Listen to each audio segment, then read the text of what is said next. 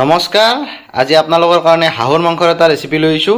তো ৰেচিপিটোৰ কাৰণে আমি লৈছোঁ হাঁহৰ মাংসটো থাকিলে লগতে লৈছোঁ আলু ডাঙৰ আলু এটাই কাটি লৈছোঁ। ইফালে ডাঙৰ সাইজৰ পিঁয়াজ 3টা কাটি লৈছোঁ। লগত আছে আদা নহৰু পেষ্ট আৰু ইফালে লৈছোঁ কাঁচা জ্বালা মানে মিক্সিতে বটি লৈছোঁ। আদা নহৰুটো মিক্সিত বটা, কাঁচা জ্বালাটো মিক্সিত বটা। আৰু আজি লগত আছে মাহৰ দালি, মানে হাঁহে মাহে খাওঁ বুলি যি কয় সেই হাঁহে মাহে আজি ৰান্ধি দেখাম আপোনালোকক। মানে হাঁহৰ মাংস মাহৰ দালি দি এটা বঢ়িয়া ৰেচিপি আপোনালোকক দেখাই আছোঁ। তো ভিডিঅ'টো শেষলৈকে চাই থাকক। তো প্ৰথমতে আমি মাংস পিঁয়াজ এনেকৈ গোটেইখিনি সানি ল'ম।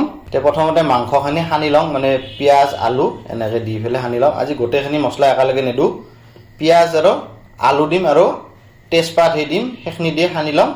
সানি লৈ আৰু ৰান্ধি থাকোঁতে বাকীখিনি মছলা দি থাকিম। প্ৰথমতে পিঁয়াজখিনি দিম আৰু লগতে আলুৰ পিচকেইটা দি দিম।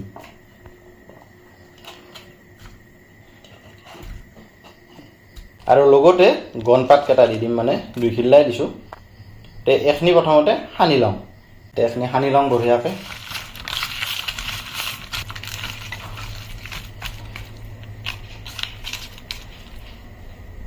তো এইখিনি বঢ়িয়াকৈ সানি ল'লোঁ। এতিয়া বোলক ৰান্ধানোৰ হ'লে আগবাঢ়ো। তো এইফালে আমাৰ কেৰাহী গৰম হৈ গ'ল। এতিয়া যিখিনি মাংস সানি লৈছোঁ আমি আলু পিঁয়াজৰ লগত সেইখিনি ইয়াতে দি দিম। আজিও মাংসখনত আমি তেল নিদিওঁ, চাই থাকবচোন কেনেকৈ তেল লৈ।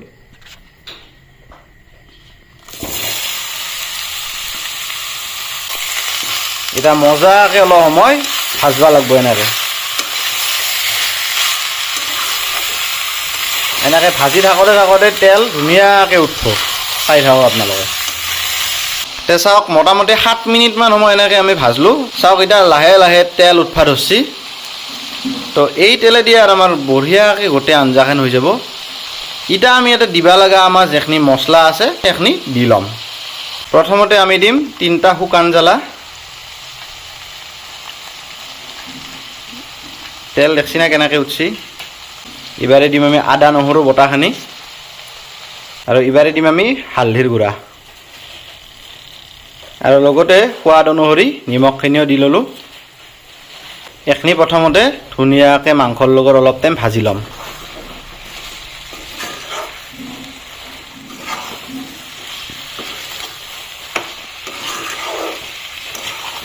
তে নিমখ হালধি আদা নহৰু দি অলপ সময় ভাজি ল'লোঁ।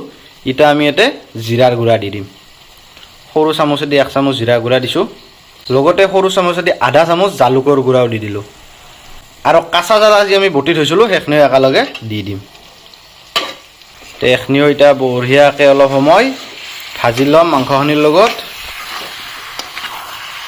আজি ৰাইজ অলপ জ্বালা হ'ব পাৰি দিয়ক আঞ্জা, অলপ জ্বালা বেছিকৈ দিছোঁ তাৰমানে আজি। বতৰ ঠাণ্ডা না। এইখিনি অলপ সময় ভাজি লওঁ। এইখিনি ভাজা হ'লে আমি মেইন যিটো আজি আমাৰ বস্তু মেইন আকৰ্ষণ মাহৰ দালিখিনি দি দিম। তে গোটেইখিনি মছলা দি অলপ সময় ভাজি ল'লোঁ। মছলায়ো তেলটো লাহে লাহে এৰি দিলা। প্ৰথমতে মছলা দিয়াৰ লগে লগে গোটেইখিনি তেল নোহোৱা হৈছিল। তো এতিয়া মছলায়ো লাহে লাহে তেলটো এৰি দিলা। এতিয়া আমি ইয়াতে মাহৰ দালিখিনি দি দিম। এতিয়া মাহৰ দালিখিনিও অলপমান ভাজি ল'ম মাংসৰ লগত।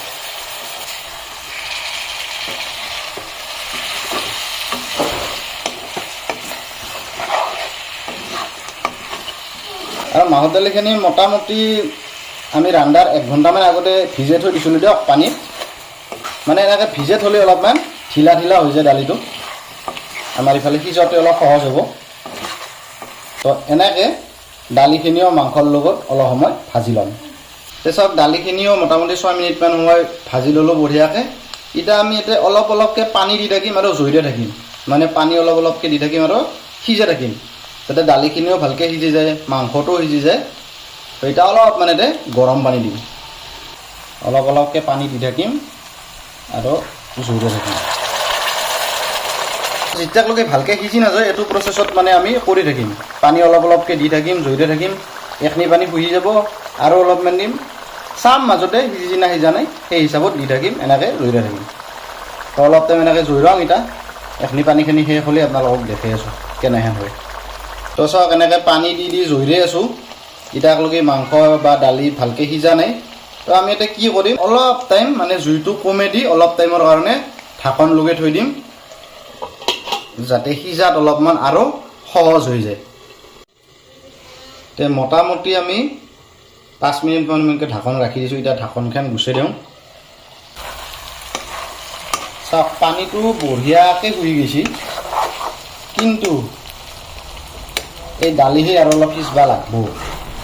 বাকী আলুও বঢ়িয়াকৈ সিজি গৈছে, মাংস সিজাহেন লাগছে বাৰু, খাইছা নাই,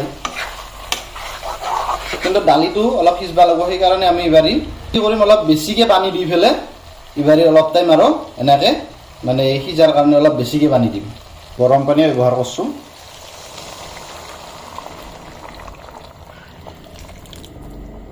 এইবাৰি মানে গোটেইখিনি মানে ডুব যোৱাকৈ পানীটো দিলোঁ। তো এতিয়া উতাল অহাকৈ আমি ৰখবা লাগব। তো ৰাইজসকল, মাংস মোটামুটি আধা ঘণ্টা ধৰি এনেকৈ কম জুইত ঢাকন দি এনেকৈ জুইৰে দালি বঢ়িয়াকৈ সিজি গ'ল, মাংসও সিজি গ'ল।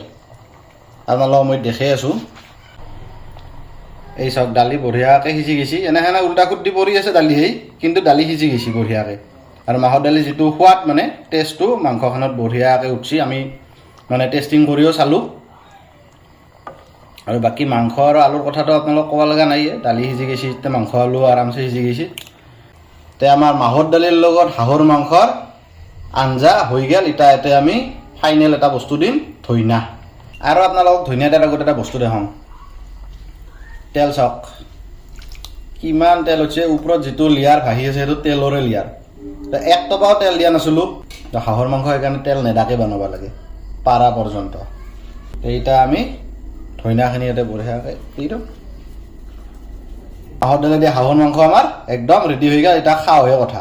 তে ৰাইজ, হাঁহে মাহে এটা মজা ৰেচিপি আপোনালোকক বানাই দেখালোঁ। যদি ভিডিঅ'টো চাই ভাল পালা, লাইক এটা কৰি দিব। তে আজিৰ কাৰণে এৰিলোঁ দিয়ক, নমস্কাৰ।